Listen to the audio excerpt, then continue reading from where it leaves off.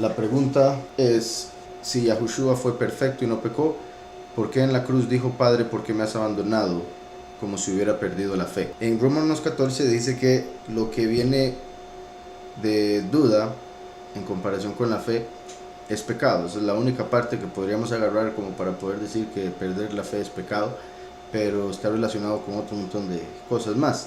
En sí, la razón por la que Yahushua dijo eso, bueno, hay varias. Una, porque estaba cumpliendo la profecía. En Salmos 22 dice, empieza Elí, Elí, lama sabactani, que quiere decir, poderoso mío, ¿por qué me has desamparado? Entonces Yahushua, cuando dijo eso, estaba cumpliendo la profecía que se había dado en Salmos. Entonces en realidad estaba cumpliendo una profecía, era parte del cumplimiento, era parte de todo lo que tenía que hacer. Entonces, más bien, si no lo hubiera hecho, hubiese fallado. Por otro lado, si lo vemos desde el punto personal, que no lo hubiese hecho como profecía, sino que le hubiese nacido en ese momento decir eso, se debe a que Yahushua, como nunca pecó, la presencia de Yahweh se mantuvo con él y en él siempre durante toda su vida. Sin embargo, una vez que él está en el madero, Yahushua tomó nuestros pecados para pagar por nuestros pecados. Entonces, una vez que toma nuestros pecados para morir por nosotros, sintió cuando el Todopoderoso se alejó, cosa que sucede cuando pecamos. Entonces, en ese momento donde sintió lo que es estar lejos del Padre por el pecado, fue cuando dijo, ¿por qué me has desamparado? Porque por otro lado, repito en el aspecto personal también, si Yahushua nunca pecó, nunca había sentido eso y no podía morir según la ley. Por ende, para que pudiese morir, que era lo que tenía que hacer, a lo que vino en sí para pagar por nuestros pecados, el Todopoderoso, el Espíritu de vida, se tenía que apartar de él, porque si no se apartaba de él, no muere. Entonces, cuando se apartó de él para que muriese, fue cuando Yahushua sintió la separación, y ahí fue donde gritó eso. Espero haya quedado claro. Y por si algo, el punto primero que iba a mencionar es que en sí no habría sido pérdida de fe, habría sido una pregunta honesta, sincera. ¿Por qué no te siento? ¿Por qué no te siento en este momento? ¿Por qué te fuiste? No sería pérdida de fe, sería interrogante, sería preocupación, pero no pérdida de fe en sí, más hablando de Yahushua. Dice, además, en un programa que escuchamos ayer llamado Pandora, dijeron que casi todos los ticos son judíos sefardí. ¿Qué sabe de eso? Que así es, ya lo hemos hablado por acá varias veces. En sí, en 1492, los Yahudim que estaban en España los echaron o se convertían al catolicismo, o los echaban, y a otros, bueno, les decían o se convierten o los mataban. Entonces muchos hasta dijeron convertirse solo para que no los mataran, y repito, los Yahudim los echaron de España, y muchos de ellos, por no decir la mayoría, vinieron en los barcos en los que vino Cristóbal Colón, y nos echaron por toda América, y de ahí venimos nosotros. Hace relativamente poco España sacó una noticia ahí en la que decía que daría la ciudadanía a todos los que fueran descendientes de esos Yahudim, los de Sefarad, que es como aparece en el libro de Abdías, que por eso les llaman Sefardim. Entonces, en ese momento sacó una lista de todos los apellidos a los que se referían, y aparecieron pues la mayoría de los apellidos latinos. Y en lo que respecta a Costa Rica, se habla de que un 97%, es lo que he escuchado ya de varias personas, de hecho, judías y no judías, que un 97% de la población costarricense es. Y dice, y por último, ¿es malo jugar ajedrez? No, de hecho es bueno, ayuda a ejercitar la mente. ¿Qué significa el día de la catástrofe en Palestina, el 15 de mayo? Y bueno, voy a leer esto solo porque no entendí muy bien la pregunta, no estoy muy seguro a lo que se refería. Pero dice por acá, uno de los días más tristes de la historia del pueblo palestino es el 15 de mayo, el día de Al-Nakba, la catástrofe o el desastre. En efecto, esta negra fecha ocurrida el 15 de mayo de 1948, 15 de mayo de 1948, ¿verdad? Sabemos que en 1948 fue cuando se estableció el Estado de Israel, de hecho el 14 de mayo. Dice, simboliza la usurpación de Palestina, la expulsión de la mayoría de su población de sus hogares. Entonces, lo que le llaman la catástrofe o el desastre, en árabe al-Nakba, del 15 de mayo de 1948 se refiere a cuando se estableció el Estado de Israel, pero el Estado sionista, y se le quitaron las tierras a un montón de gente que estaba ahí viviendo, ocupando. Obviamente depende a quién le pregunte, con quién hable. Muchos, ¿verdad?, se inclinan hacia los judíos, principalmente los cristianos, y sin saber tristemente que son sionistas, sin conocer la diferencia entre sionistas y israelitas, descendientes de Israel, por ejemplo. Y por otro lado, un gran grupo, o sea, la otra mayoría se inclinan por Palestina, ¿verdad?, viendo todo como un genocidio, el haber usurpado las tierras, y en sí, pues, no son, ¿verdad? Si nos vamos a la escritura, pues tampoco son las tierras de los palestinos. Lo que sucede es que el pueblo de Israel, el verdadero pueblo, pecó y Yahweh le entregó las tierras a los palestinos por mientras.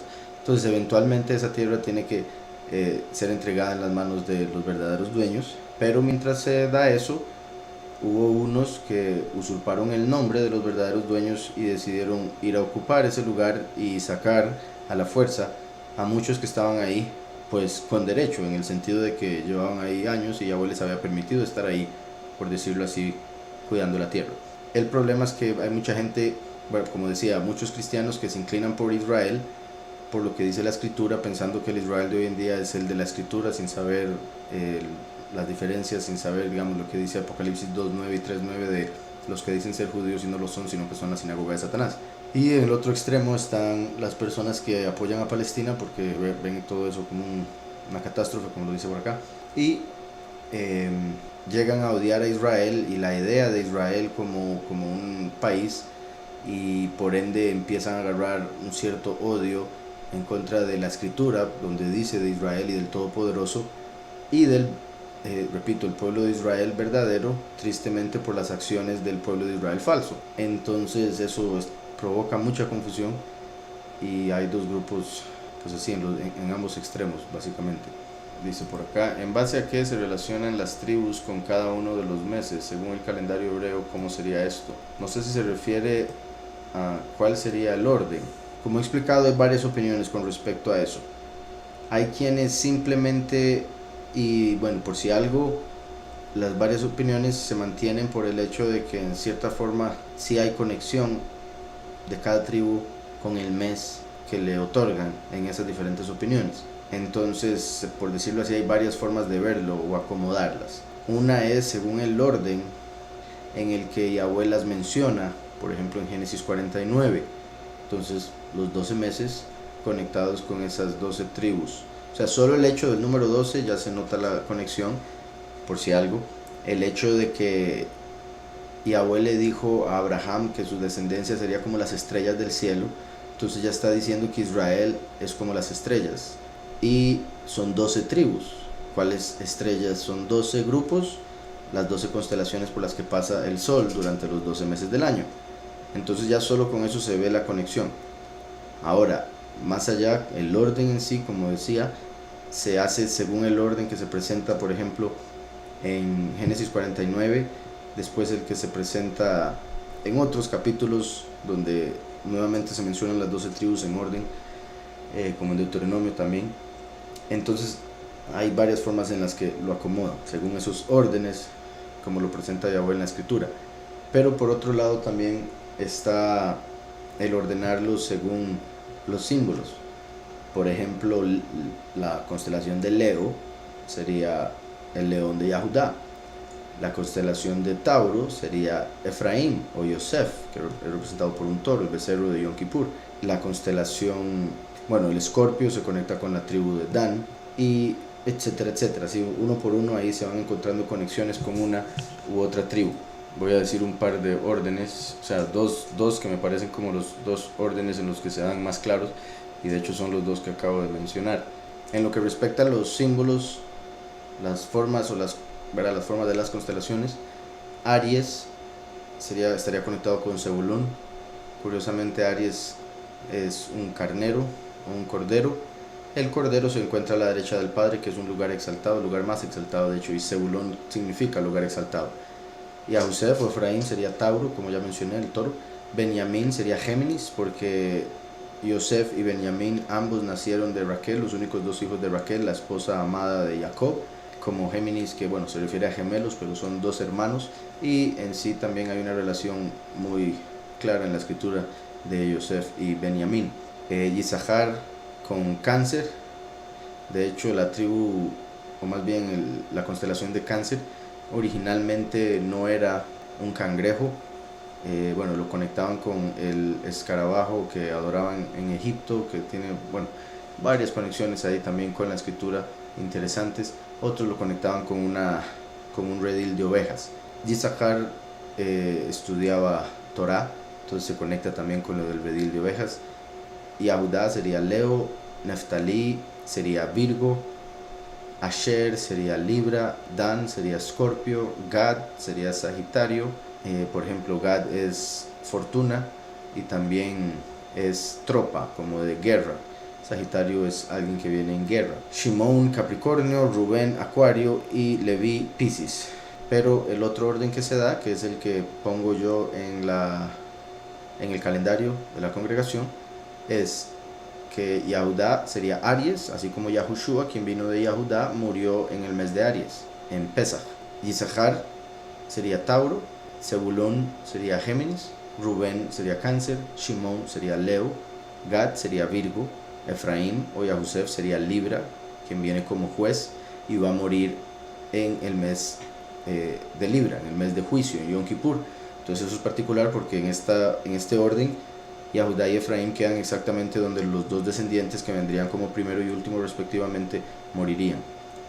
Entonces después dice Menashe es Escorpio, Benjamín Sagitario, Dan Capricornio, Asher Acuario, Neftalí Piscis. Y si viésemos ahí a fondo, habrían varias conexiones y razones por las que los órdenes serían así, cada tribu iría con cada una de esas constelaciones. Dice por acá, ¿por qué se menciona a Abel como justo en Hebreos 11:4? Si se supone era de la simiente del maligno, ¿de qué manera se puede ver eso? Dos cosas. Una, porque por más que fuese una semilla de un malaj, como hemos hablado en otras ocasiones, según lo que dice uno de los libros gnósticos, no vemos que Abel hubiese pecado. Entonces no importa quién sea el papá de uno, si uno no peca, es justo. Entonces se podría decir, bueno, por muchas razones, pero entre esas que Caín lo mató, no le dio tiempo de llegar a pecar en algún momento y por ende era justo. En sí no dudo que tal vez haya hecho algo malo, un pensamiento malo, algo así, ¿verdad? Como personas, seres humanos, pero en sí sus acciones en general fueron justas y se mostró a través del sacrificio. Cuando le llevó al Padre lo mejor, mostró su fe, mostró su amor por el Todopoderoso y por eso fue visto como justo y así se mantuvo, puesto que murió estando en ese estado. Ahora, el hecho de que también se haya llamado justo, y como se habla en uno de sus libros, esa semilla que se puso en Eva venía de un ángel caído, es particular porque, como he dicho, antes de Adán y Eva, el ángel Ariel cayó y se convirtió en Samael, y cuando se convirtió en Samael, a uno de los hijos de Samael se le dio el poder sobre todos los cielos que habían sido creados hasta ese momento, y se le dio poder que había estado en manos de Ariel, quien se convirtió en Samael cuando se rebeló. En ese momento el Todopoderoso puso a Samael a la izquierda para representar lo malo y a Heilel a la derecha para representar lo justo. Hizo justicia con Samael, entonces puso a su hijo a hacer juicio como el acusador, por eso se convirtió en el acusador, por estar en el lado de juicio. Entonces uno era el maligno y otro era el que hacía juicio. Por ende, cuando esas dos semillas fueron puestas en Eva, nació uno que era el maligno y otro que representaría justicia o el justo. Y después vendría Set, que se podría decir representaría la misericordia, el nivel más elevado, lo que vino a traer Yahushua. Por si algo, también he explicado, ¿verdad?, cómo Abel representa a Yahushua en el sentido de que Caín lo mató. Entonces Caín mató al Mesías, al justo, al que cumplió toda la justicia de la ley.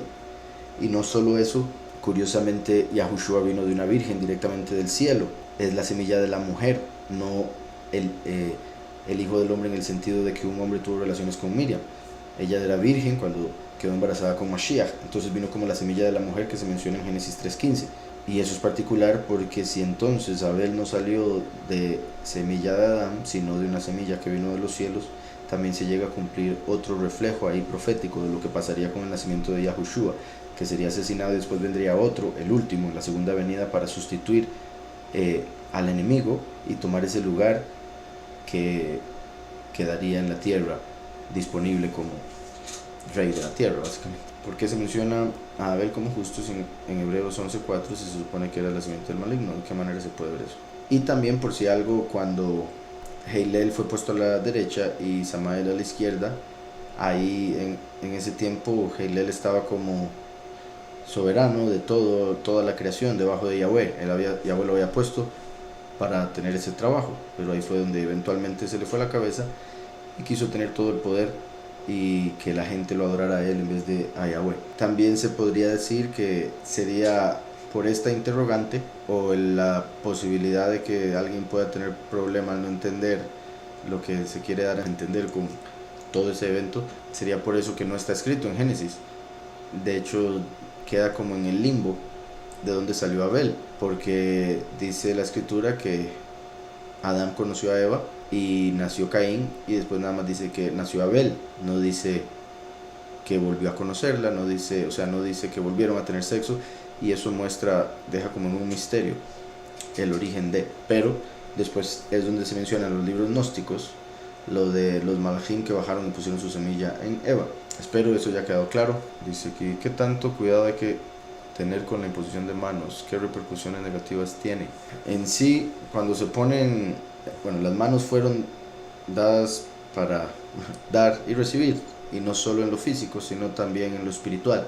Entonces fusionan como conectores, como positivo y negativo, derecha e izquierda, como cuando se ponen los cables, los lagartos en la batería de un carro para poder pasar energía a otro carro, básicamente lo que viene siendo. Entonces, si una persona tiene una energía negativa, cuando impone manos sobre otra persona, le va a pasar esa energía negativa a la otra persona, y puede ser desde que se empiece a estresar más, sea más impaciente, hasta el hecho de que se le meta un espíritu maligno, un demonio que pueda estar en la persona, porque en sí la imposición de manos se hace con la idea de que el espíritu apartado, que el Ruach del Todopoderoso, que se supone está en el pastor, pueda pasar a través de la mano hacia la persona, ya sea para dar una sanidad, para llenarle, para ayudarle, en lo que sea por lo que se esté orando.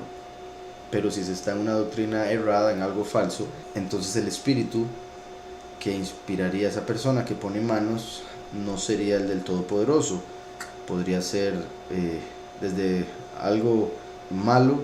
Muchos pastores, no dudo que mucho de lo que hacen es falso, ¿verdad? Ni siquiera hay un espíritu ahí haciendo nada, simplemente lo actúan. Pero aún así, el hecho de que actúen algo o hagan algo falso viene siendo espíritu de mentira, ¿verdad? Claramente. Y así como Yahushua es el espíritu de verdad, cuando pastores actúan cosas o preparan eventos para que la gente que llega crea que pasó algo especial o cosas así, cuando eso sucede, obviamente lo que está trabajando detrás es un espíritu de mentira. Entonces, como dije ahora, puede empezar a tener más influencia negativa, ya sea para mentir o para querer hacer cosas que no debería, hasta el hecho de poder quedar poseído. Y sé que suena muy fuerte, pero sí puede llegar a ese punto. Por eso el cuidado de que alguien imponga manos como para pasar un espíritu. ¿Podría por favor explicar desde la gramática hebrea cómo se debe decir si la Ruach HaKodesh o el Ruach HaKodesh? Que como he explicado, Ruach en hebreo en la mayoría de las veces aparece con verbos femeninos, pero hay una que otra ocasión que aparece con verbo masculino, verbo conjugado como masculino. Entonces, en su mayoría vemos que Ruach es femenino, por eso la mayoría de las veces me escucharán decir la Ruach HaKodesh. Y en sí, si en alguna vez digo él, sería más que todo porque la gente está acostumbrada a escuchar el Espíritu Santo. Pero, como ya he dicho, en hebreo Ruach vendría siendo femenino. Y en sí, sería Ruach HaKodesh nada más.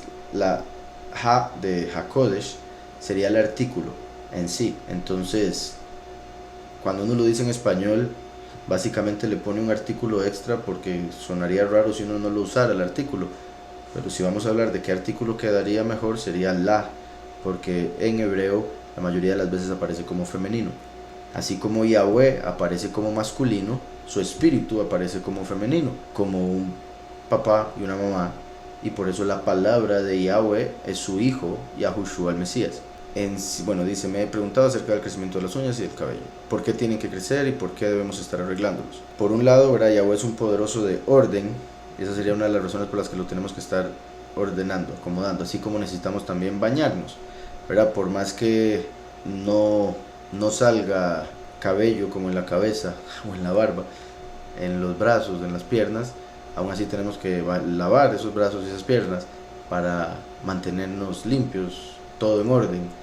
Entonces, mi punto es que no solo hay que estar en cuidado del cabello y de las uñas. Por otro lado, el cabello y las uñas, por donde se encuentran, podrían tener, más que todo las uñas, por cómo se usan, podrían tener problemas o destruirse con el uso, y por ende el que crezcan constantemente ayuda a renovar tanto bueno, en sí el pelo también. Imagínense, ¿verdad? Las mujeres todo lo que se ponen para mantener el pelo lindo a como puedan. Si el pelo no creciese y se mantuviese así, mucha gente quedaría pelón joven o el pelo feísimo después de poco. Al igual que, repito, las uñas, por el uso que se les da, el que crezcan las renueva. Entonces es una muestra del poder del Padre para renovar partes del cuerpo durante toda la vida, y aun cuando uno se muere siguen creciendo, lo cual es muy sorprendente. También el pelo representa el velo, y el hecho de poder cortarlo y que pueda crecer. Por un lado, el poder cortarlo es para mostrar el cómo se puede quitar la presencia del Todopoderoso de alguien, cómo se puede arrancar el manto del Todopoderoso sobre alguien, la unción. Pero también el que crezca muestra cómo hay redención, cómo el Todopoderoso puede devolver su espíritu a cualquier persona si muestra arrepentimiento, si se comporta como Yahweh desea. Entonces dice, ¿por qué tienen que crecer y por qué debemos estar arreglándolos? ¿Por qué no tienen una medida determinada? También el que no tenga una medida determinada es porque unos son hombres, otros mujeres. Los hombres, Yahweh determinó que tuviesen el pelo corto, por eso a la mayoría de los hombres se les cae el cabello. Las mujeres deberían tener el cabello largo según lo espiritual, y por eso diferentes largos de cabello. Y con respecto a las uñas hasta lo mismo, ¿verdad? Es normal que las mujeres anden uñas largas y los hombres uñas cortas. Más que todo, eso es como por casi que moda, o no sé si necesariamente vanidad, pero para ver son diferentes, ¿verdad? Y dice, sino que toca haciendo retoques para estar bien. El hecho de los retoques también es similar a cómo Yahweh quiere que nosotros seamos socios con Él en la creación.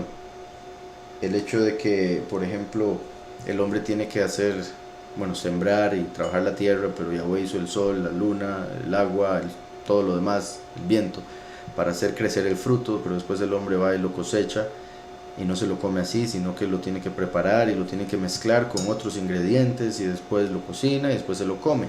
Toda esa preparación, todo eso para llegar a algo como un platillo, y en este caso conectándolo con el cabello y las uñas, el cortárselo y prepararlo para verse bien uno, al menos ordenado, es una forma de ser socios con el Todopoderoso para llegar a la perfección.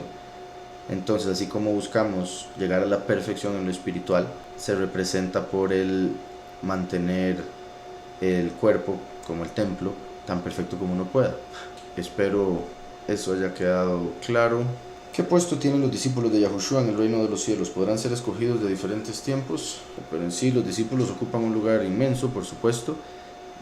Van a estar como reyes. De hecho, sus nombres están en los 12 fundamentos de la Nueva Jerusalén. Entonces vienen siendo el fundamento de la ciudad eterna.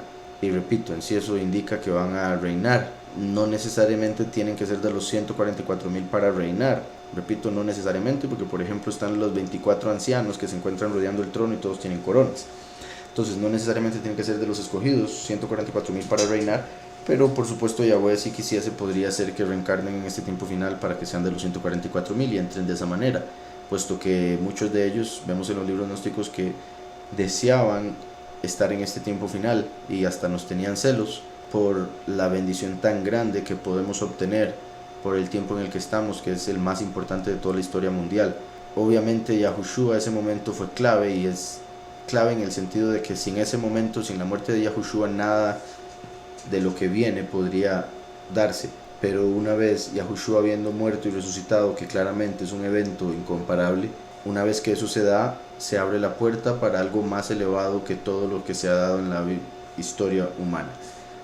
Entonces ellos tenían cierto celo por lo que vamos a recibir nosotros en este tiempo final, y no me extrañaría si Yahweh quisiese que los haga venir para que también sean partícipes de esa bendición tan grande. El querer morir por el Padre es un proceso que se hace, el llegar a estar dispuesto es algo que se nace. Pues es una buena pregunta, me parece que ambas, me parece que algunas personas pueden nacer con eso, en el sentido de con ese pensamiento, ese deseo, pero yo pensaría que en la mayoría, es que no sé cómo ponerlo, porque por un lado, si alguien está destinado a morir por el Todopoderoso, yo no me extrañaría que lo haya sentido en su interior, en su alma desde niño. No necesariamente que quiera sufrir o que quiera morir, simplemente que quiera dar honor al Todopoderoso, aun si fuese así. Entonces, me parece que ambas, pero por supuesto, porque entiendo la pregunta, sea como sea, se sienta o no se sienta, es un proceso en el sentido de que se debe preparar a través de toda la vida acercándose a Yahweh. Bueno, toda la vida me refiero, toda la vida espiritual, una vez que conoce al Todopoderoso, desde ese momento enfocarse en el Creador, en el Todopoderoso, en el plan que pueda tener el Todopoderoso para uno, y empezar a desprenderse del mundo, apartarse de todo lo que este mundo ofrece, y en el sentido de no anhelarlo como lo anhela todo el mundo, desprenderse de este mundo como para llegar al punto de que no importa el morir. En sí, la gente que teme morir es más que todo porque no quiere perder esta vida, no quiere perder lo que tiene en este mundo, y mucho de eso tiene que ver con falta de fe y falta de conocimiento con respecto a lo que viene en el otro mundo y lo que Yahweh nos promete. Y entregar esta vida de esa manera es lo más grande que uno puede hacer, y eso quiere decir que las personas que hayan hecho eso o que hagan eso van a recibir lo más grande que alguien puede recibir en la otra vida. Por ende es una buena inversión.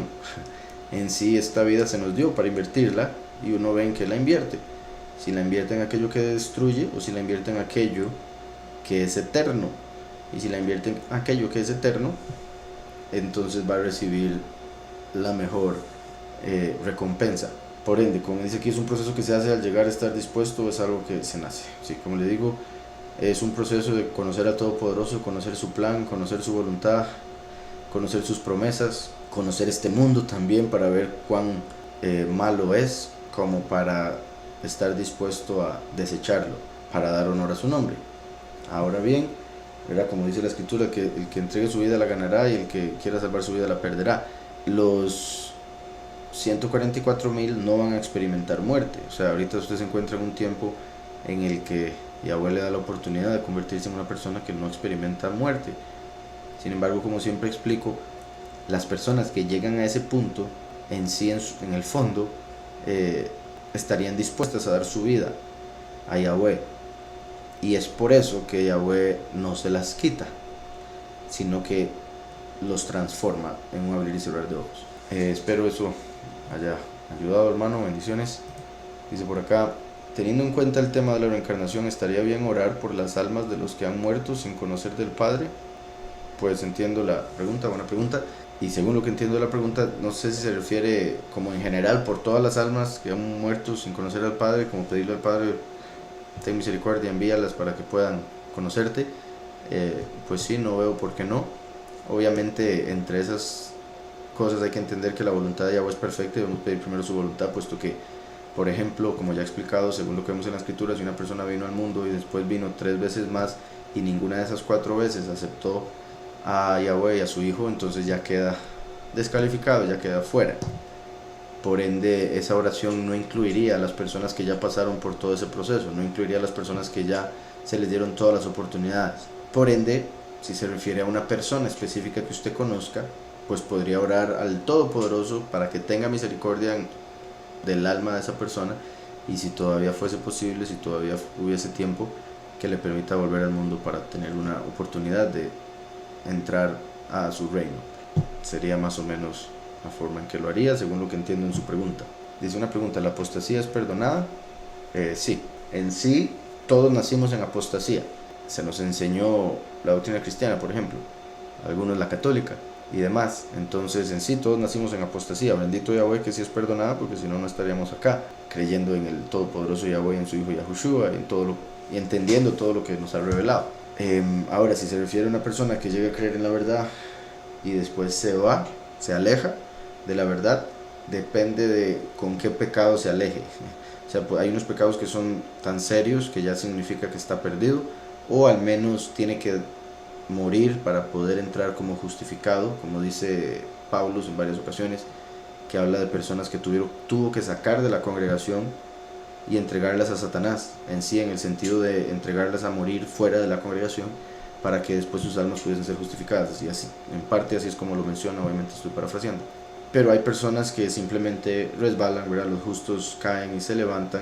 Entonces puede haber que haya alguien en la congregación que resbale por un error de, no sé, de discernimiento o algo así, y si se arrepiente, pues puede ser restaurado.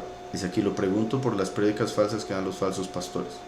Sí, hermana, como le digo, si esos pastores se arrepienten y empiezan a predicar la verdad, sería buenísimo. Pero entre más gente tengan a su cargo, mientras más poder tengan, más plata tengan, todas esas cosas, más difícil se vuelve el que puedan llegar a aceptar la verdad, y menos el predicarla, ¿verdad?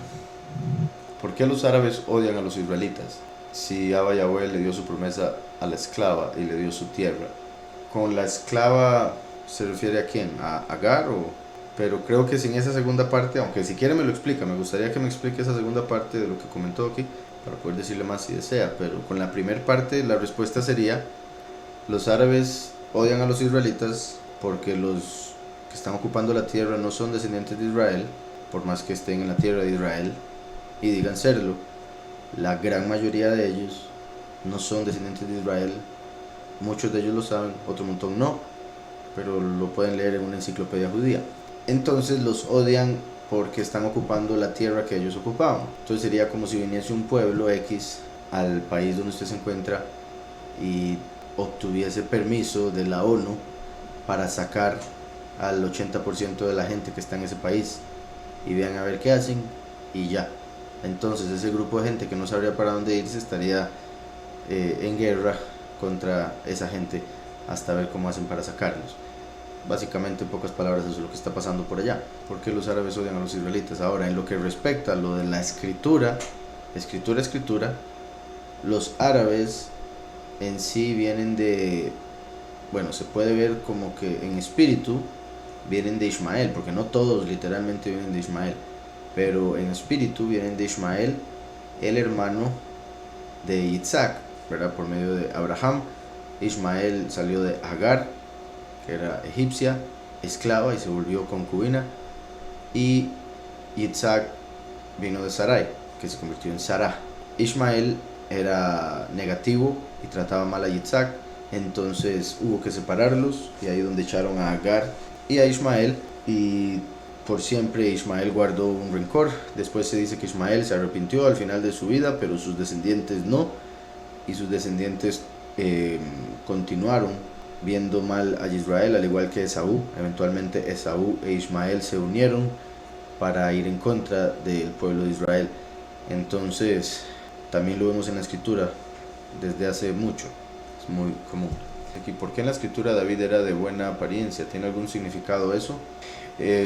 Pues sí, bueno, la buena apariencia o el ser atractivo viene siendo una de muchas formas en las que Yahweh nos puede bendecir, ¿verdad? Es claro que una persona, cuando tiene un aspecto más atractivo, hay algunas cosas que le van mejor en la vida, que le son más fáciles. Es triste, pero es una realidad.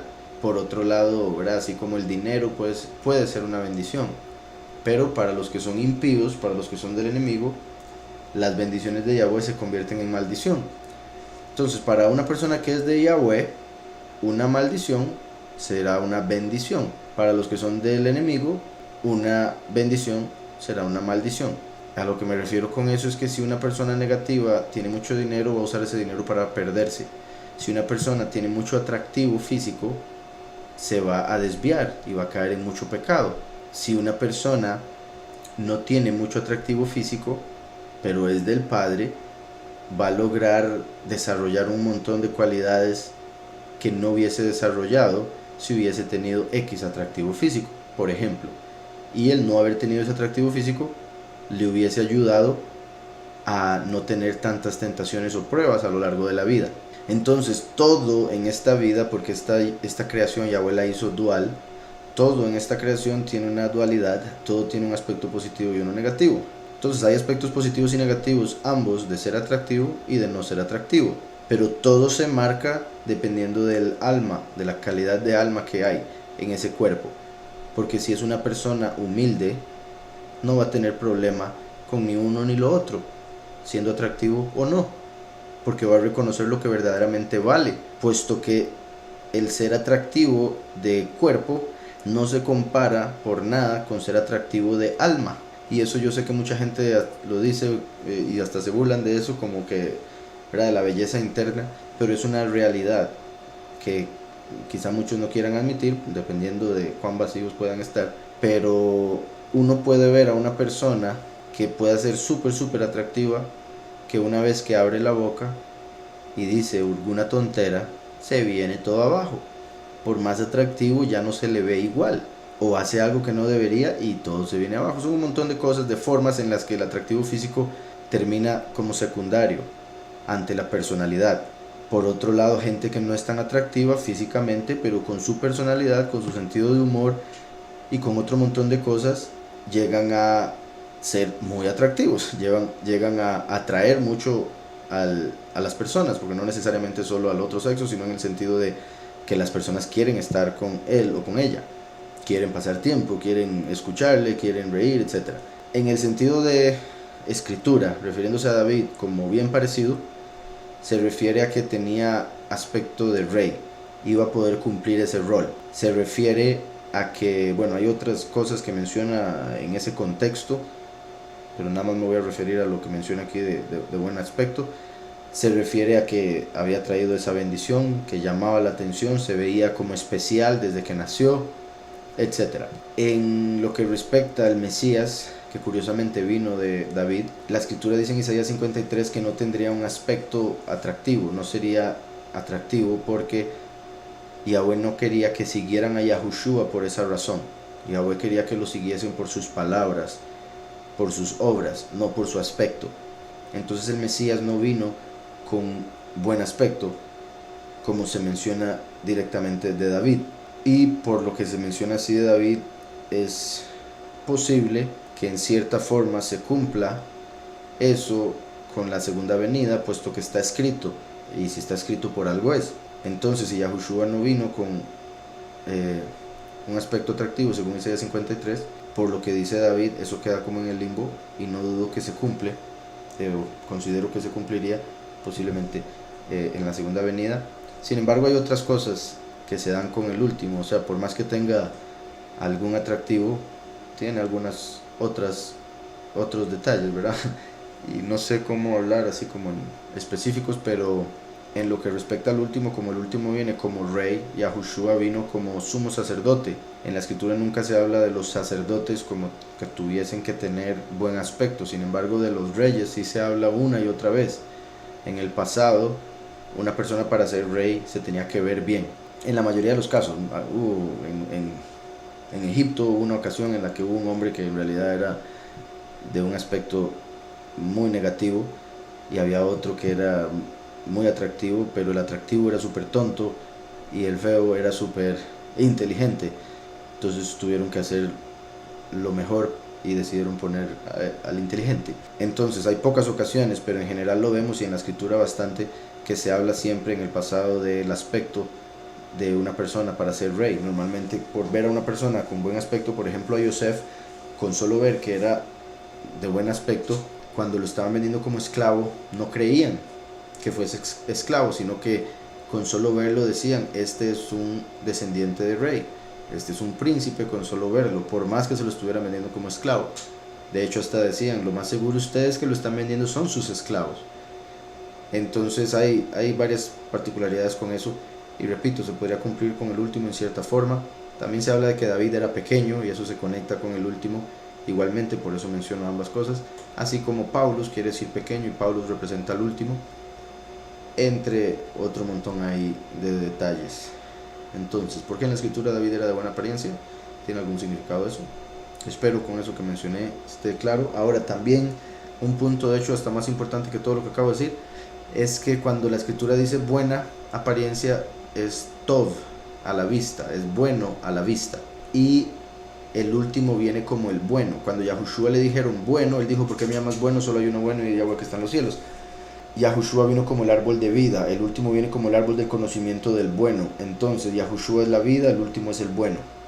Yahushua rechazó ser el bueno porque él es la vida, el último es el bueno que estaba en los cielos cuando Yahushua vino. Por eso en Juan 3:13 dice que el Hijo del Hombre que está en los cielos, y lo dijo Yahushua mientras estaba en la tierra. Entonces, cuando dice solo es uno bueno y es el que está en los cielos, se conecta con el último que viene en el fin de los tiempos como el bueno. Por eso la buena apariencia de David, el bueno, el que tenía buena apariencia a la vista. Eso de a la vista también, el último viene como ladrón en la noche, pero se va a convertir en el rostro, se va a convertir en el sol de justicia, y la luz es buena a la vista, ayuda para ver. Entonces, bueno para la vista también en el sentido de que el último viene a dar entendimiento de lo que dijo Yahushua. Por ende, a todos aquellos que estaban a oscuras, que estaban ciegos, se les va a abrir los ojos para que puedan ver la escritura y entender lo que dice Yahweh correctamente. Entonces va a ser bueno a la vista lo que hace el último. Espero eso haya quedado claro. Dice por acá, tengo entendido que Isaías 9:6 es la segunda venida. Vamos a ver Isaías 9:6. Dice, porque un niño nos ha nacido, hijo nos ha sido dado, y el principado sobre su hombro, se llamará su nombre admirable consejero, Elohim fuerte, Padre eterno, príncipe de paz. Así es, y vamos a ver qué nos dice la pregunta. Es la segunda, el testigo como Moshe, pero él sabe que es el testigo actualmente. Que si él sabe que es el testigo, sí, porque como me dice actualmente, pues diría que sí, porque no necesariamente cuando nace, pero a través de la vida Yahweh se lo revela. Y ya para este tiempo, por todas las señales, ya debería saber, puesto que ya está por darse todo, si no es que ya empezó. Dice, ¿qué tiene que ver la belleza física con el espíritu? La belleza física, ¿qué tiene que ver con el espíritu? Lo de afuera es una representación de lo de adentro. De hecho, en el judaísmo se enseña que el cuerpo toma la forma del alma. Como un guante, cuando se mete la mano, toma forma. Igual el cuerpo, a través del alma, como que el alma va presionando el cuerpo para que vaya tomando la forma que toma, aún las líneas de expresión y todo eso. Por ejemplo, en el caso de una persona, si una persona come mal y nunca hace ejercicio, no se va a ver tan bien. La misma persona no se va a ver tan bien si come bien y hace mucho ejercicio. Si trabaja en su cuerpo, se va a ver mejor que si no trabaja en su cuerpo. ¿Cómo se conecta eso con el espíritu? Si se trabaja en el espíritu, va a estar mucho mejor cuando hayan pruebas, cuando venga tribulación, cuando venga el fin, cuando venga el juicio, que si nunca trabaja en su espíritu y va a estar obeso espiritualmente o sin fuerza espiritualmente, y cuando viene la prueba es destruido. Cuando viene la prueba se hace peor persona. Mientras que si es fuerte espiritualmente porque ha trabajado en su espíritu, se hace más fuerte, se hace más inteligente con las pruebas. Entonces el aspecto físico, el aspecto del cuerpo, es una representación de cómo nos vemos espiritualmente ante el Padre.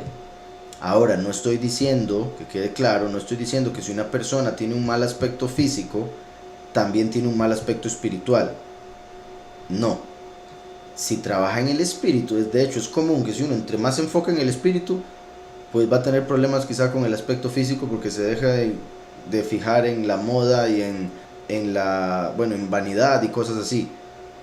Entonces, hay un balance, ¿verdad?, que hay que tener, por supuesto. Tampoco nos debemos dejar llevar hasta el punto de que ya lleguemos a tener problemas con el cuerpo por no cuidarnos, o por no comer, o por no hacer ejercicio, porque también es parte de ella, que el cuerpo es el templo de Yahweh, entonces debemos mantenerlo bien y cuidar lo que Él nos dio. Pero debemos enfocarnos siempre principalmente en el espíritu y en el alma. y entendiendo que Yahweh es un poderoso de orden y por ende debemos tener orden con nuestro cuerpo, cuidarlo, bañarnos, estar aseados y tratar de vernos lo mejor, principalmente para nosotros mismos, para sentirnos bien con nosotros mismos, como por ejemplo también como estaba diciendo ahora, solo el hecho de una persona, la misma persona que se cuide los dientes o no se cuide los dientes, se va a ver muy diferente. Son montones de detalles que llegan a verse bien o mal, pero la conexión es que así como una persona atractiva físicamente llama la atención, en el espíritu los que son del Padre llaman la atención. Los que son del Padre, los que son de Yahushua, los que se comportan como Él manda, como los mandamientos dicen, en el espíritu son hermosas esas personas. Y todo el mundo va a querer parecerse a esas personas en la vida eterna. En la vida eterna todo el mundo va a decir, uy, yo pude ser así, uy, si hubiese sabido, vea el cuerpo que tiene esa persona, vea el cuerpo que le dieron a aquel otro, vea todo lo que puede hacer eso. Como hoy en día mucha gente por su genética o por lo que sea que siente que no le fue muy bien, o que siente que preferiría tener otro metabolismo y todas esas cosas de este mundo, de lo físico, de la carne, todas esas personas deberían entender por un lado que bendito Yahweh tienen una oportunidad para la vida eterna y se deberían enfocar en lo espiritual, puesto que lo temporal, lo carnal es temporal, va a pasar. Como decía ahora, entender que como este mundo es temporal y es de prueba, lo que sea que uno haya recibido es para ser probado, es para ver cómo se va a comportar, para ver si va a ser una persona justa a pesar de las cosas que le parecen que tiene negativas, o a pesar de las cosas que son beneficios y pueden ser ventajas a la par de otras personas. Entonces, ¿qué tiene que ver la belleza física con el espíritu? Todo lo físico, todo lo que se puede ver es una representación de lo que no se puede ver. Entonces, vuelvo y repito, así como una persona puede llamar mucho la atención por el atractivo físico en este tiempo, en la otra vida la gente va a ver el atractivo espiritual, y ese atractivo espiritual es ahorita que lo debemos trabajar, no en la otra vida. No se puede hacer nada en la otra vida, solo en esta. Y por eso, como decía, la gente en ese tiempo va a decir, uy, ¿en qué momento hice lo que hice en la vida anterior? Vea lo que le dieron a esa persona, vea el cuerpo que tiene esa persona, porque vamos a tener cuerpos de ángeles. Hoy en día mucha gente dice, uy, vea esa gente, vea, come y no engorda. Uy, vea ese otro, levanta una pesa y le salen músculos por todo lado. Y otras personas están dele con pesas, flacos. Otras personas gordas y tratando de bajar y con mucha dificultad, etcétera. Todas esas cosas son representaciones. Y como digo, en este tiempo no podíamos escoger la genética, pero para la otra vida, a través de lo que hagamos en esta vida, podemos escoger el lugar donde vamos a estar, el cuerpo que vamos a recibir en cierta forma. Obviamente Yahweh nos da el cuerpo, pero nos lo va a dar según lo mejor para nosotros, lo que mejor nos queda, por decirlo así. Bueno, en el plan de Yahweh, en el Edén, los seres humanos y los animales se alimentaría de qué manera si no se cometería pecado en matar a un animal para alimento, o sería algo espiritual. Comían plantas, frutos. Bueno, los animales plantas, los hombres frutos de los árboles. Solo había un árbol que no podían comer, pero se podían comer lo que fuese de todos los árboles. Entonces comían legumbres. Según el judaísmo, pero eso lo cuento por el chiste en sí. Según el judaísmo se deleitaban con comidas como las de hoy en día, que salían de la tierra, como que podía salir de la tierra unos macarrones y así. Pero no lo veo así, por lo que dice Génesis, de que cuando ya se nos permite comer carne es en el tiempo de Noé, después del diluvio. Se nos permite comer carne, y ahí se nos dice que podemos comer carne como comíamos legumbres. Entonces, antes de Noé solo se comían legumbres y frutas.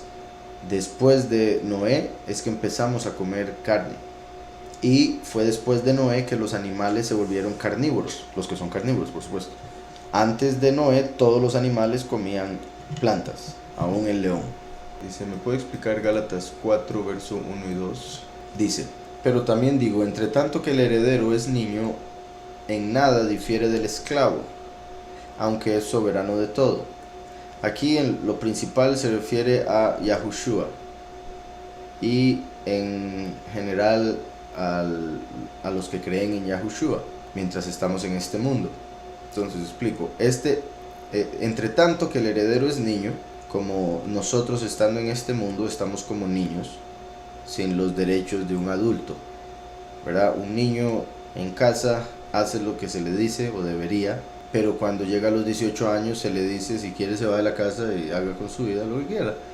No tan así, pero a algunas personas se les dice así. Entonces, el niño, mientras es niño, es similar al esclavo, tiene que cumplir órdenes. Pero cuando el niño llega a la mayoría de edad, recibe la herencia y se vuelve el dueño de lo que antes era del padre, ¿verdad? Cuando el padre muere, deja su herencia al que era antes el niño.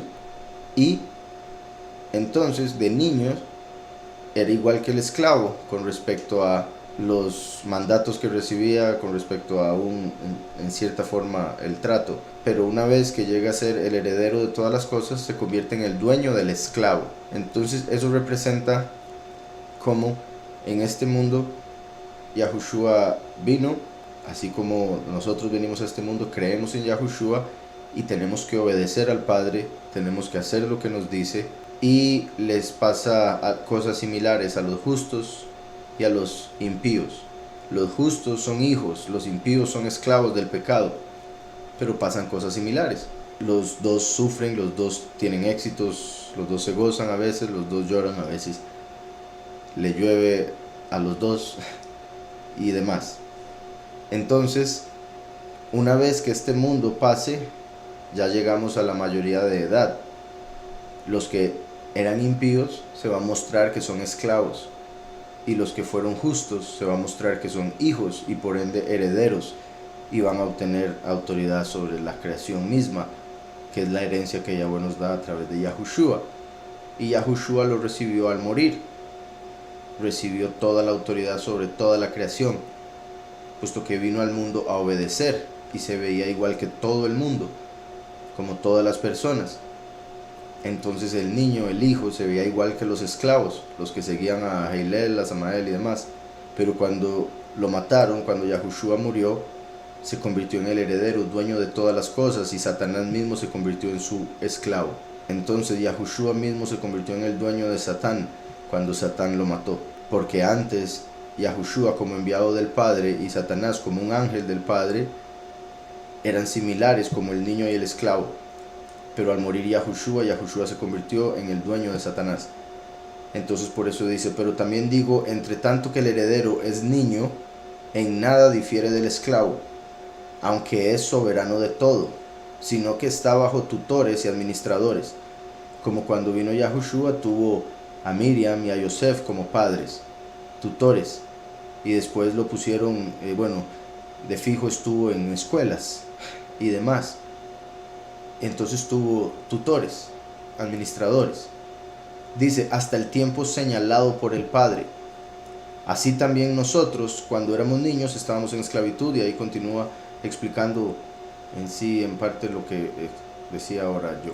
Entonces, volviendo a la pregunta, puesto que me dijo los dos versos nada más. Verso 1 y 2 no me queda claro de quién habla, ya que dice el heredero es niño y el padre lo tiene bajo tutores y cuidadores hasta el tiempo señalado.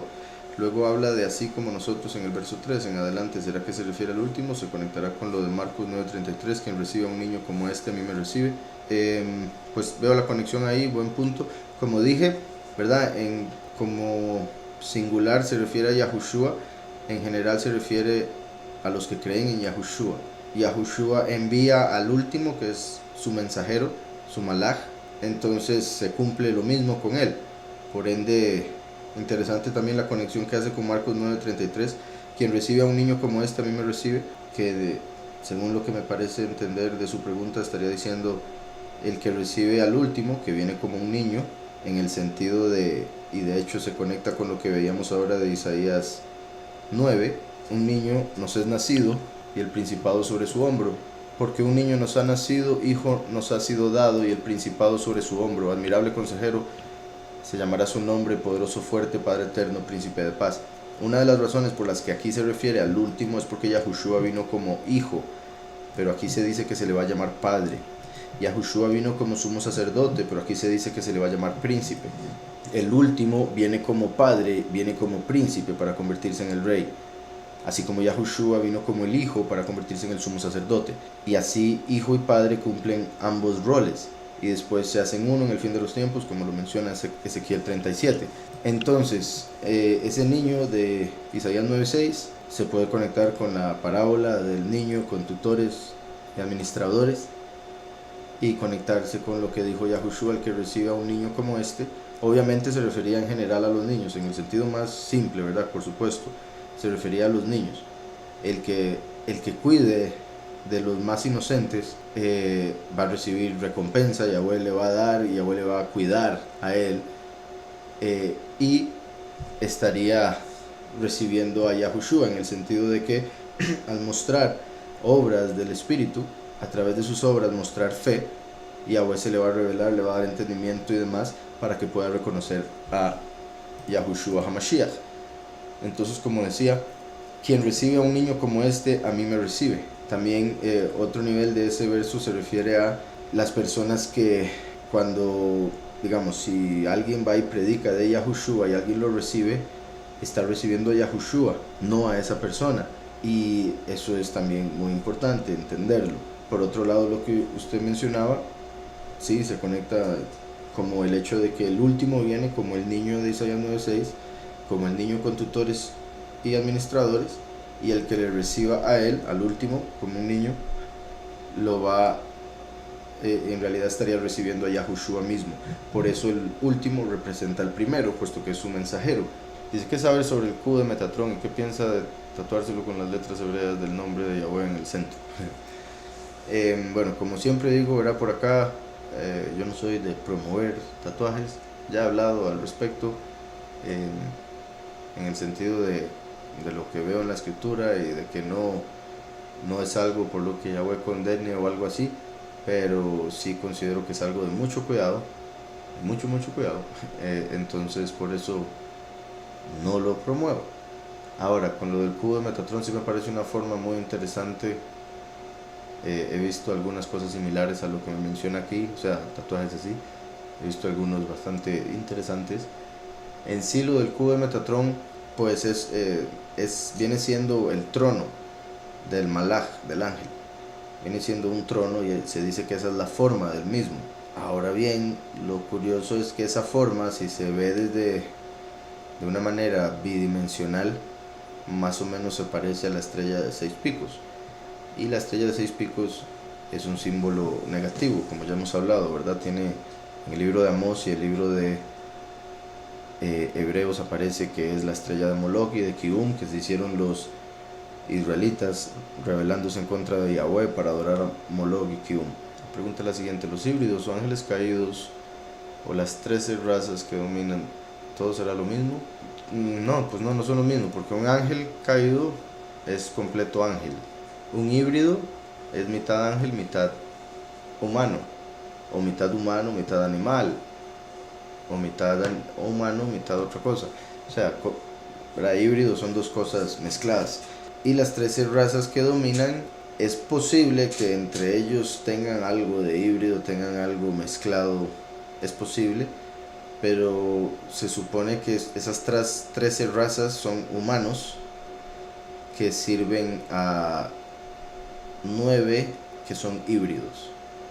Entonces, en sí, según una de las pirámides del Illuminati que muestra el orden en que se acomodan, Lucifer está arriba como el ojo que todo lo ve, debajo están 7 ángeles caídos, debajo hay 9 híbridos y debajo hay 13 familias de humanos bien satánicos.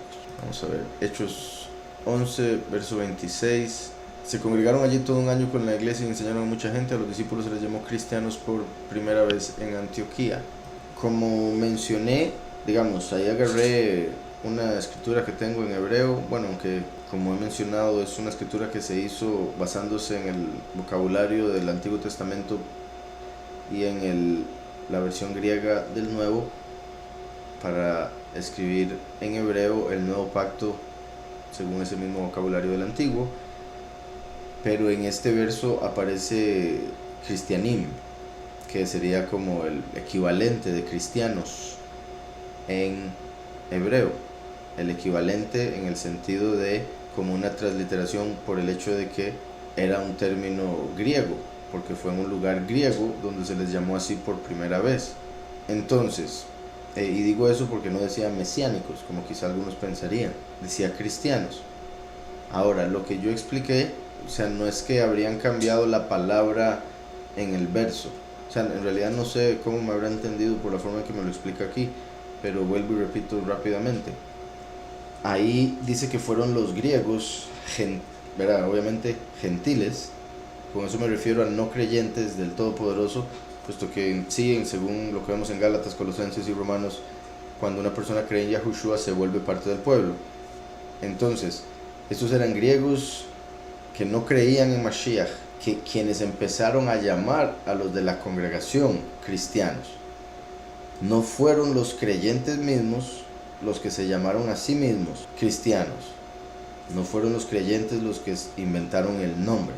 Y solo eso debería ser como una señal de algo negativo, puesto que los que son parte de la doctrina o de la congregación se darán cuenta que cuando se les enseña o se les predica de la verdad a personas que son de afuera, hay algunos que creen, bendito Yahweh, pero hay muchos que rechazan, y de esos muchos que rechazan, algunos, dependiendo de la confianza y todas esas cosas, a veces lo hacen con burla, con enojo, con ofensas y de otras muchas maneras. Entonces, con eso en mente, esta era gente que no creía en la prédica y los llamaron cristianos. El término que les pusieron no necesariamente era algo positivo, es mi punto.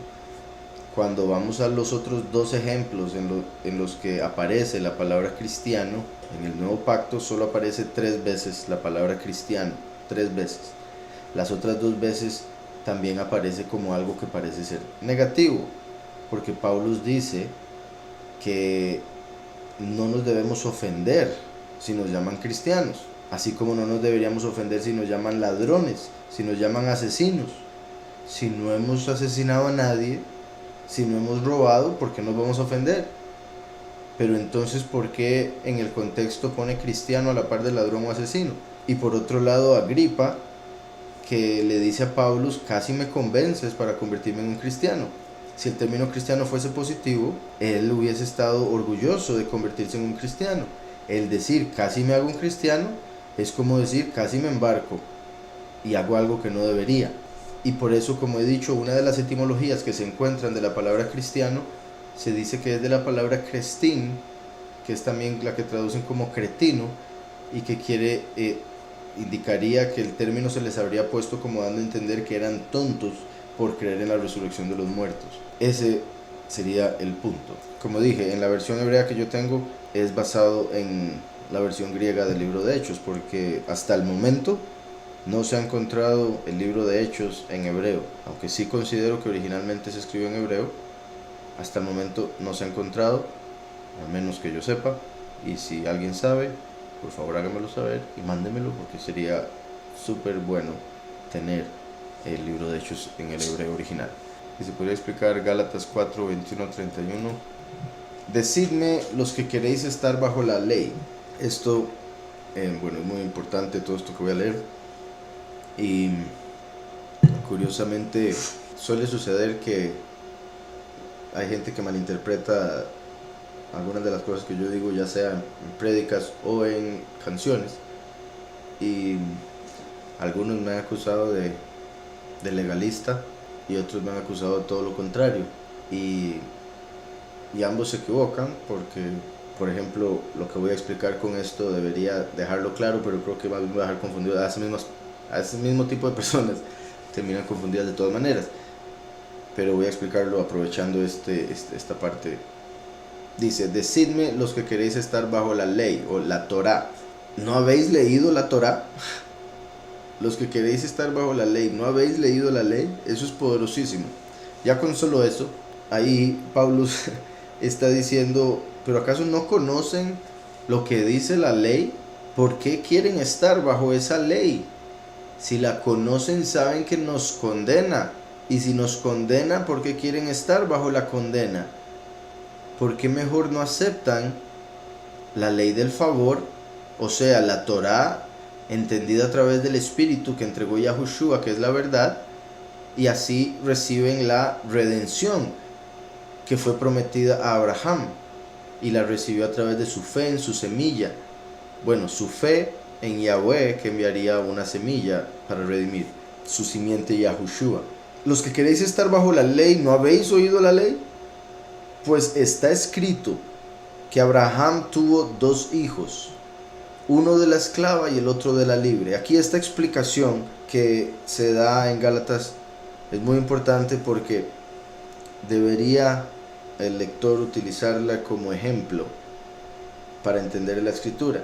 El hecho de que se explica esto de esta manera nos debería ayudar a entender que todas las historias desde Génesis hasta Deuteronomio, y bueno, en sí, desde Génesis hasta Apocalipsis, en realidad, aún las historias, los eventos que pasaron los profetas, apóstoles y demás, a pesar de ser eventos históricos, a pesar de ser cosas que sí sucedieron, debemos entender que como Yahweh tiene control de todo y Yahweh se encargó de que esos fueran los eventos que quedaran escritos, es porque esos eventos en particular son perfectos ejemplos de cosas que después se manifestarían de otra manera en el sentido espiritual. De otra manera me refiero a, sucedería lo mismo que se dio en el ejemplo, pero de una manera espiritual, como lo que está por explicar aquí Pablo. Dice, pues está escrito que Abraham tuvo 2 hijos.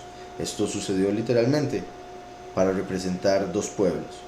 Dice, uno de la esclava y el otro de la libre, ¿verdad? Uno lo tuvo a través de Agar, la esclava, y el otro de la libre, Sara. Pero el de la esclava nació según la carne, porque Yahweh le prometió a Abraham un hijo que se le iba a dar a través de Sara. Por falta de fe, Sara le dijo a Abraham que se acostara con Agar. Abraham lo hizo y de ahí vino Ismael. Pero ese fue un pensamiento de la carne. Pensamiento de la carne por el lado de Sara y quizá un deseo de la carne por el lado de Abraham. Uno de la esclava y el otro de la libre, pero el de la esclava nació según la carne. También en el sentido de que del de la esclava nació según un deseo carnal y no según la promesa celestial. Dice, pero el de la libre en virtud de la promesa. El de la libre nació por la promesa, porque ya Abraham estaba demasiado viejo, Sara ya había perdido el periodo y toda la vida había sido estéril. Isaac nació a través de Sara por pura bendición de Yahweh, por la promesa. Dice el verso 24, lo cual es una alegoría. Entonces, aquí se nos explica, en la escritura misma se nos dice que las historias de los patriarcas, de nuestros antepasados, son alegorías que Yahweh dejó ahí a través de la historia para enseñarnos qué pasaría en nuestros tiempos. Entonces dice, pero el de la esclava nació según la carne, pero el de la libre en virtud de la promesa, lo cual es una alegoría. Pues estas mujeres son los 2 pactos. Estas mujeres son los 2 pactos. El uno proviene del monte Sinaí, el cual da hijos para esclavitud. El uno, o sea, el de la esclava, es decir, Ismael representa a los judíos de carne, porque nacieron según la carne, pero el de la libre en virtud de la promesa. Por eso cuando Yahweh le prometió a Abraham, Abraham creyó y eso le fue tomado por justicia, le fue contado por justicia. Entonces dice, lo cual es una alegoría, pues estas mujeres son los 2 pactos. El uno proviene del monte Sinaí, donde se dio la Torá, la ley, el cual da hijos para esclavitud, porque la ley dice que el que peque es esclavo del pecado, y la misma Torá dice que no hay hombre que sea tan justo que solo haga el bien y nunca peque. Entonces, básicamente condena a todo hombre diciendo que va a pecar, y al pecar va a ser esclavo, por ende es la ley de esclavitud, el cual da hijos para esclavitud. Este es Agar, pues Agar es el monte Sinaí en Arabia. Eso es poderosísimo. El monte Sinaí está en Arabia, de donde era Agar. Entonces por eso el pacto que se dio ahí la representa a ella, pues Agar es el monte Sinaí en Arabia y corresponde a la Jerusalén actual, corresponde a lo temporal, a la Jerusalén que representa la Jerusalén celestial. Y curiosamente, ahorita lo que hablábamos de cómo los árabes y los judíos están en pleito. Pues Agar es el monte Sinaí en Arabia y corresponde a Jerusalén actual, ya que esta, junto con sus hijos, está en esclavitud. Pero la Jerusalén de arriba, la cual es madre de todos nosotros, vean eso, la Jerusalén de arriba, la cual es madre de todos nosotros. Eso es muy sorprendente porque este es el único lugar en la escritura donde alguien del Padre menciona algo o alguien como madre de una manera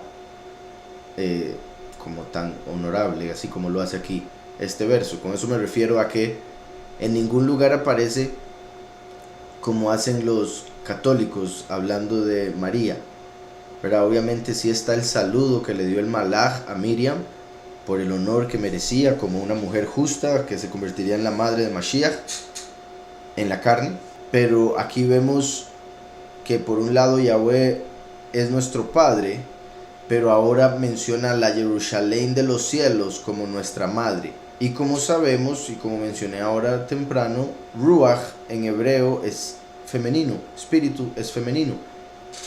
La Ruach de Yahweh viene siendo como la esposa. Y si Yahweh es nuestro Padre, su esposa sería nuestra madre. Por ende, la Jerusalén celestial es la Ruach HaKodesh. Y como he explicado, así como el primero se casa con la humanidad, se casa con la congregación, que son humanos, entonces Yahushua se casa con la congregación en las bodas del Cordero al inicio del milenio, y el último se casa con la Ruach HaKodesh, vestida de la nueva Jerusalén que desciende como una novia ataviada para el novio al final del milenio, como lo vemos en Apocalipsis. Entonces dice, y también, curiosamente por eso, el último viene como padre y se convierte en el padre espiritual de los 144,000, en la representación del Padre Celestial, del bueno, y por eso su esposa es la Ruach. Corresponde a la Jerusalén actual, ya que ésta junto con sus hijos está en esclavitud, pero la Jerusalén de arriba, la cual es madre de todos nosotros, es libre. Y como es la Jerusalén de arriba, por eso nosotros somos embajadores, porque venimos de la Jerusalén de arriba. Dice, la cual es madre de todos nosotros, es libre, pues está escrito, regocíjate estéril. Como expliqué ahora, Sara era estéril, Agar no. Entonces el pacto de esclavitud se dio a través de Agar, porque ella no era estéril. Pero Yahweh profetizó del nuevo pacto, del pacto de salvación, de redención, a través de una que sería estéril, como Sara lo representó. Regocíjate estéril, tú que no das a luz. Grita de júbilo y clama, tú que no tienes dolores de parto, porque más son los hijos de la abandonada que los de la que tiene marido. A Agar la abandonaron por su comportamiento y el comportamiento de su hijo. Se tuvo que ir, y sus hijos no llegarían a ser tantos como los hijos que vendrían a través de Yitzhak y Jacob, por más que Yahweh prometió que multiplicaría a Ismael mucho, y por más que se ha multiplicado muchísimo. De hecho es el grupo de personas que más se multiplica ahorita en estos tiempos, pero como sabemos la diferencia se va a dar cuando ya se revele quiénes son los verdaderos israelitas. Ahí ya se va a ver el cambio de números. Y por otro lado a través del milenio, puesto que Yahweh nos regala la eternidad. Regocíjate estéril, tú que no das a luz, grita de júbilo y clama, tú que no tienes dolores de parto, porque más son los hijos de la abandonada que los de la que tiene marido. Así que, hermanos, nosotros como Yitzhak somos hijos de la promesa, hijos de la promesa. Pero como entonces el que había nacido según la carne, o sea Ismael, perseguía al que había nacido según el espíritu, Yitzhak, así también ahora, por eso lo que veíamos y hablábamos con respecto a la pregunta que me hicieron de por qué los árabes están en contra de Israel. Dice, porque como entonces el que había nacido según la carne perseguía al que había nacido según el espíritu, así también ahora. Pero, ¿qué dice la escritura? Echa fuera a la esclava y a su hijo, porque no heredará el hijo de la esclava con el hijo de la libre. De manera, hermanos, que no somos hijos de la esclava, sino de la libre. Espero haya quedado claro hermano. Nos dice, buenas Cores, me identifico mucho con el Salmo 142. ¿Podrías comentar un poco sobre este? Dice, con mi voz clamaré a Yahweh, con mi voz pediré a Yahweh misericordia. Aquí David estaba huyendo de Saúl, estaba en una cueva. Es curioso cómo, bueno, uno puede orar de muchas maneras. La escritura nos dice que oremos en todo momento y con toda forma de oración, o sea, sentado, de pie, hincado, en voz alta, en voz baja, en la mente y demás. Pero aquí vemos, por ejemplo, este primer verso, cómo muestra también la importancia de usar la voz, o sea, de confesar las palabras, no solo pensarlas. Con mi voz clamaré a Yahweh, con mi voz pediré a Yahweh misericordia. Delante de él expondré mi queja, delante de él manifestaré mi angustia. Cuando mi espíritu se angustiaba dentro de mí, tú conocías mi senda. En el camino en que andaba me escondiera un lazo, ¿verdad? Como sabemos, David no le hizo ningún mal a Saúl ni a nadie. Bueno, en cierta forma a Urías con su esposa, o más bien por el hecho de haberse acostado con su esposa.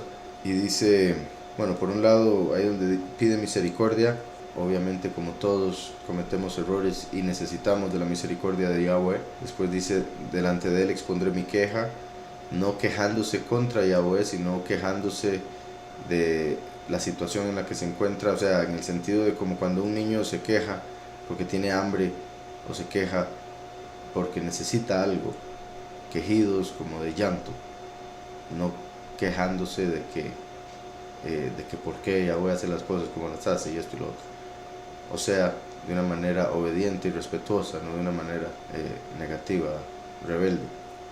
Dice, delante de él manifestaré mi angustia. Cuando mi ruach se angustiaba dentro de mí, tú conocías mi senda.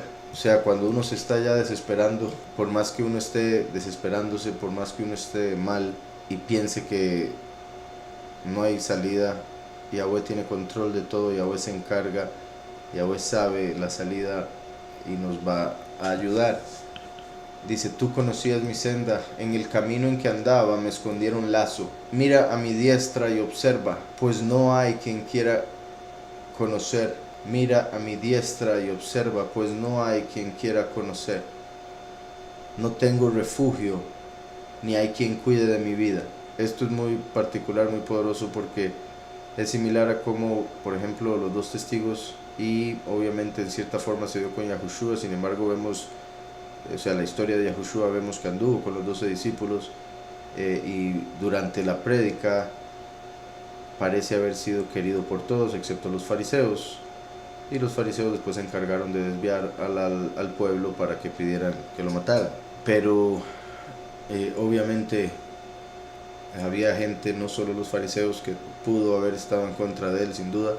Sin embargo, esto se me parece mucho también a Isaías 65, cuando habla del último y de cómo se va a encontrar en un momento sintiéndose solo y que necesita la salvación, y solo Yahweh lo salva a través de lo que hizo Yahushua el primero.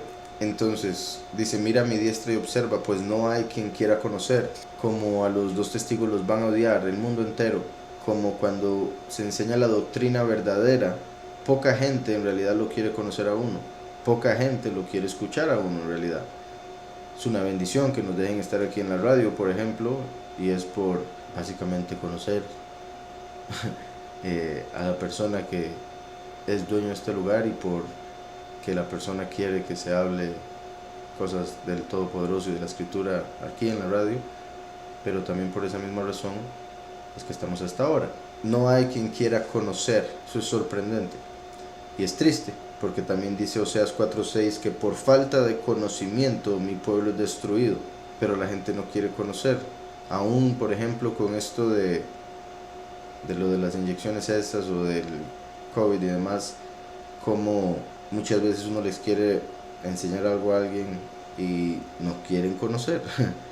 Les vale, simplemente quieren seguir creyendo lo que les han venido diciendo. Dice, pues no hay quien quiera conocer, no tengo refugio, ni hay quien cuide de mi vida. Clamé a ti, Yahweh, Dije, tú eres mi esperanza y mi porción en la tierra de los vivientes. Escucha mi clamor porque estoy muy afligido. Líbrame de los que me persiguen, porque son más fuertes que yo. Ahí vemos sorprendente la humildad del rey David, el rey más elevado, más honorable en lo que respecta a la realidad. Sin embargo, él era pequeño y no dudo que en comparación con algunos otros reyes físicamente la fuerza no fuera comparable. Sin embargo, vemos David fue capaz a través de su fe y su habilidad de matar a Goliat, un gigante, matar osos, leones, cuando querían destruir las ovejas. Entonces vemos la humildad, no solo porque él era capaz de matar gigantes, y dice esto, sino porque también era un rey, y la humildad que necesita un rey para decir esto es inmensa. Además también, ¿verdad? Es como el hecho de que era el rey de Israel del momento, aunque él había sido ungido por Yahweh para ser rey, Saúl permanecía sobre el trono. Entonces, el mismo rey quería matarlo y el rey tenía a su disposición todo el ejército. Por ende, David dice, escucha mi clamor porque estoy muy afligido, líbrame de los que me persiguen porque son más fuertes que yo. Saca mi alma de la cárcel, como el testigo como Moshe va a caer en cárcel por 10 días, según lo dice Apocalipsis 2. Saca mi alma de la cárcel para que alabe tu nombre. La importancia del nombre, una vez más, y vemos cómo, ¿verdad? Puesto que esto se puede ver como profecía, el último viene a manifestar el nombre de Yahweh y tiene relación con el hecho de que lo metan en cárcel, ya que dice, saca mi alma de la cárcel para que alabe tu nombre. Me rodearán los justos, porque tú me serás propicio. Me rodearán los justos, o sea, que sabe que Yahweh lo va a sacar de la cárcel, que en ese momento era la cueva en la que se encontraba para él y representa proféticamente donde van a meter a los dos testigos. Saca mi alma de la cárcel para que alabe tu nombre. Una vez que sale, lo matan y Yahweh lo resucita en lo que respecta a los dos testigos y estará rodeado de los justos, porque Yahweh responderá a la oración. Dice, buenas noches, ¿es cierto que el calendario Israel está más adelante? Sí, es que el calendario de los judíos, bueno, es que no sé si se refiere como a Israel, la tierra de Israel, que sería por el hecho de la zona horaria, o sea, pero si se refiere al calendario judío, se debe a que ellos siguen un calendario calculado por Hillel, que está basado en la luna y que viene en sí desde que los Yahudim estuvieron exiliados en Babilonia y adoptaron muchas doctrinas falsas, entre esas cambiar los nombres de los meses a nombres sí, a otros nombres, como cambiar Aviv, que es el primer mes, lo cambiaron por Nisan, etcétera, etcétera. En lo que respecta al calendario lunar, la luna, según el libro de Enoch, y según lo vemos claramente, se atrasa 10 días al año. Entonces, el calendario judío viene siendo de aproximadamente 355 días. A veces 354, porque la luna a veces se atrasa, se queda 11 días. Y cuando llegan a un punto tienen que meter un mes entero, entonces el año se convierte en un año de 380 y resto de días. Entonces, el calendario de los judíos no es, a pesar de que por traducciones y por tradición, por otro montón de razones, mucha gente lo ve como el correcto, o al menos el que sea lunar, más que todo por la traducción de mes en algunas Biblias. Pero si tomamos en cuenta todo lo que dice la escritura acerca del tiempo, acerca del calendario, acerca de los meses y todo eso, se ve que es el sol el principal. Se tiene que tomar en cuenta todo, pero es el sol el principal, puesto que es la lumbrera principal. Se toma en cuenta el equinoccio de primavera, se toma en cuenta un par de cosillas más. Y todo eso está por supuesto grabado en nuestro canal del Camino de Yahweh, por si lo quieren ver. Son bastantes videos para explicar lo del día, la semana, el mes y el año. Pero en sí, esa sería la razón por la que el calendario es diferente.